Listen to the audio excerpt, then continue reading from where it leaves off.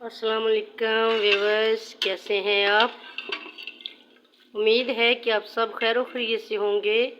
अल्लाह पाक आप सबको खैर खैरियत से ही रखे, अपने हिफ्ज़ व अमान में रखे। आप जहाँ भी रहें खुश रहें। चलते हैं अपनी हांडी की तरफ, अपनी रेसिपी की तरफ। बना रही हूँ दाल गोश्त का शोरबा। आज बड़े ही यूनिक अंदाज में और नए तरीके के साथ तो आपको इसकी रेसिपी शेयर करूँगी। तो सबसे पहले मैंने घी के अंदर चिकन जो है उसको डाल दिया। मेरे पास 3 पौ चिकन था, तो मैंने सबसे पहले घी गर्म किया और इसके अंदर मैंने डाल दिया चिकन। बहुत तेज़ गर्म घी के अंदर चिकन डाला है। चिकन को फ्राई करेंगे हम अच्छे तरीके से। और इसके बाद दूसरी हांडी की तरफ चलेंगे कि आगे क्या करना है। देखिए गर्म घी में, तेज़ गर्म घी में मैंने चिकन डाला है ताकि टूटे ना और अच्छे से ये फ्राई हो जाए और साथ ही ना चिमटे।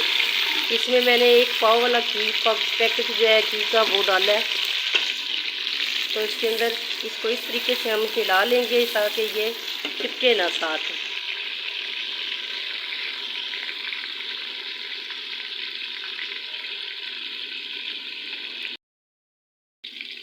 चिकन माशाल्लाह अच्छे से फ्राई हो गया है। अब मैं इसको निकाल लेती हूँ। ये मैं आपको साइड पे इसलिए करके कर रही हूँ ताकि जब अगर आप समझें कि घी जो है वो कम है तो आप इसको एक साइड पे कर लें। एक साइड पे करने से ये होता है कि घी जो है वो एक जगह पे इकट्ठा हो जाता है, तो इस तरीके से फिर डीप फ्राई हो जाता है। तो माशाल्लाह से चिकन फ्राई हो गया है। और फ्राई करने का मकसद भी यही होता है कि इसके जो हांडी में इसकी वाइटनिंग नज़र आती है। शोरबे में जब शोरबा बनता है, पानी लगता है, तो ये बिल्कुल ही वाइट सा नज़र आता है। जैसे ही हम इस तरह फ्राई कर लेंगे तो ये बिल्कुल भी वाइट नहीं होगा और क्रिस्पी बोटी होगी, क्रिस्पी। और बिल्कुल ये शोरबे के अंदर छूटेगा भी नहीं और ऐसे ही फील होगा कि जैसे हम देसी गोश्त जो है, देसी मुर्गी का वो यूज़ कर रहे हैं। तो देखिए खैर माशाल्लाह से कितना खूबसूरत कलर गोल्डन और क्रिस्पी होके फ्राई हुआ है। तो इसके बाद नेक्स्ट मैं करूँगी इसी घी के अंदर, ये घी मैंने निकालना नहीं है, इसी घी के अंदर मैं इसी हांडी का बाकी मसाला जो है वो बनाऊँगी। तो ये देखिए माशाल्लाह से इसी में मैंने डाल दिए प्याज। इसी घी के अंदर मैंने प्याज डाल दिए हैं और अब हम प्याज को करेंगे फ्राई। और दाल जो है उसको मैं हल्का सा पहले बॉईल कर चुकी हूँ। तो इस तरीके से ये दाल गोश्त का शोरबा बहुत अच्छा बन के तैयार होता है। बड़ा ही मज़ेदार और बिल्कुल रेस्टोरेंट जैसी हांडी लगती है। ऐसा लगता है जैसे किसी ने देग में बनाया है। टेस्ट भी अच्छा होता है और माशाल्लाह से आसान तरीका भी है और मज़ेदार भी है। जैसे ही प्याज फ्राई हो जाते हैं तो फिर हम इनको निकाल के प्याज़ों को तो हम इनको कर लेंगे ग्रैंड।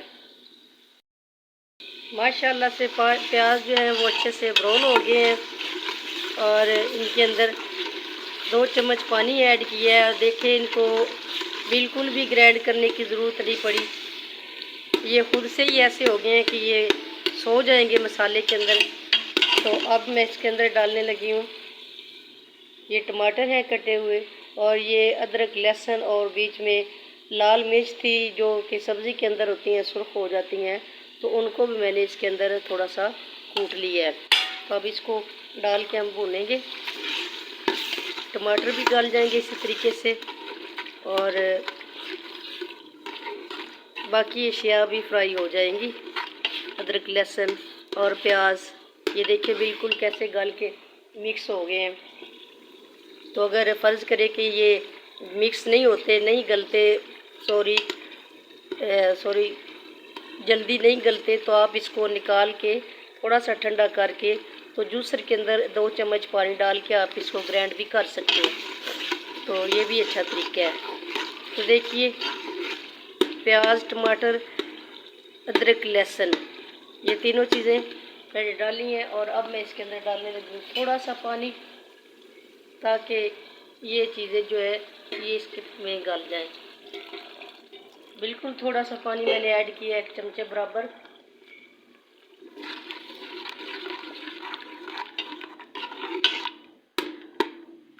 ये देखिए।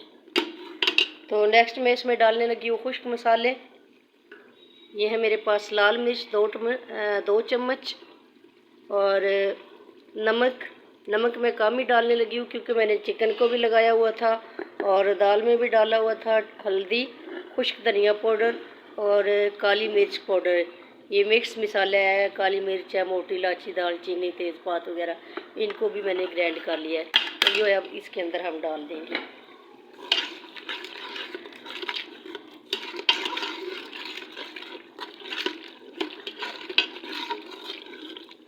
दो मिनट के लिए प्लेट बंद कर देते हैं इसकी, ताकि ये पानी जो है खुश्क हो जाए और मसाले अच्छे से भून जाए। इस तरीके से 2 मिनट के लिए मैंने इसकी प्लेट बंद कर दी। माशाल्लाह से मसाला भून के हो गया है तैयार। प्याज वगैरह ब्राउन हो गए हैं, गल चुके हैं सारे। टमाटर, अदरक, लहसुन पेस्ट सभी गल चुके हैं, मिक्स हो गए हैं। तो अब मैं दोबारा इसके अंदर जो मैंने चिकन फ्राई करके रखा हुआ है वही ऐड करूँगी। तो ये देखिए, जो मैंने चिकन फ्राई ऐड किया है वो मैंने दोबारा इसके अंदर डाल दिया। और इसको, और ये है मेरे पास दाल। बिल्कुल थोड़ी सी दाल मैंने ऐड करनी होती है, ज़्यादा दाल हम नहीं डालते। तो इस वजह से ये मैंने हल्की सी बॉईल की हुई है दाल, जिसको मैंने स्ट्रेनर में निकाल के रखा हुआ है। तो मैंने इसके अंदर दाल भी ऐड कर दी, ताकि ये दाल और गोश्त जो है एक साथ भुने जाए। उम्मीद करती हूँ कि आपको ये तरीका पसंद आएगा। ये रेसिपी बहुत ही अच्छी है। दाल इस तरह बड़ी मज़ेदार बन के तैयार होती है, और बिल्कुल भी ऐसी नहीं है कि इसको खाया ना जा सके। बच्चे बड़े सभी शौक़ से खाते हैं। तो जो लोग दाल नहीं खाते वो अगर इस तरीके से पकाएं, मेरे तरीके से पकाएं, तो वो कभी भी मना नहीं करेंगे कि हम ये दाल नहीं खाएंगे। ये दाल बनती ही इतनी मज़ेदार है और बहुत ही अच्छी और आसान सी रेसिपी है। बिल्कुल आसान, कोई मुश्किल भी नहीं है। इस तरीके से मैंने इसको भून लेना है थोड़ी देर के लिए। फिर मैं इसके अंदर वही पानी लगाऊंगी जो कि मैंने दाल में से निकाल के रखा हुआ है, क्योंकि ये पानी पका हुआ है। इसको अगर ना भी दोबारा से बॉयल आए तब भी ये कच्चा नहीं रहेगा। तो अब मैं इसको थोड़ा सा भून के फिर पानी लगा दूँगी। ये देखिए, एक हांडी में मैंने 2 किस्म की दाल बनाई है माशाल्लाह से, क्योंकि कुछ लोग भुनी हुई खाते हैं और कुछ लोग शोरबे वाली खाते हैं। तो ये मैं आपको बता रही हूँ कि एक तरीके में एक हांडी में 2 किस्म की दाल बन सकती है, शोरबे वाली भी और भुनी हुई भी। तो जिसने शोरबे वाली खानी है वो इस तरीके से जब हम दाल गला के पकाते हैं तो बन जाती है, और जो दूसरी खाना चाहते हैं शोरबे वाली, तो जब ये पक जाती है तो हम इसमें पानी डाल देते हैं माशाल्लाह से। ये देखिए, अब मैंने इसके अंदर डाल दिया है पानी, जो कि मैंने दाल ही में से निकाल के रखा हुआ था। तो ये बन गया है शोरबा। तो उम्मीद करती हूँ आपको ये दोनों हांडियाँ पसंद आएंगी, यानी कि दोनों रेसिपीज़ एक हांडी के अंदर जो है 2 रेसिपीज़ तैयार हो जाती हैं इस तरीके से।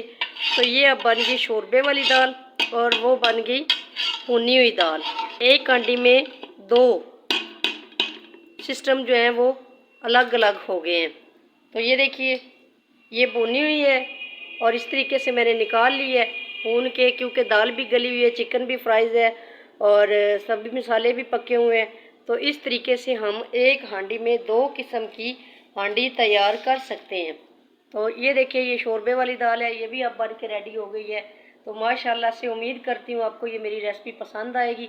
अगर आपको मेरी रेसिपी पसंद आए तो प्लीज़ मेरे चैनल को लाइक करें, शेयर करें, कमेंट करें, सब्सक्राइब करें और बेल आइकन को दबाना मत भूलना। ये आपकी तरफ से प्यार होता है। अल्लाह ये प्यार सबके दिलों में कायम रखे।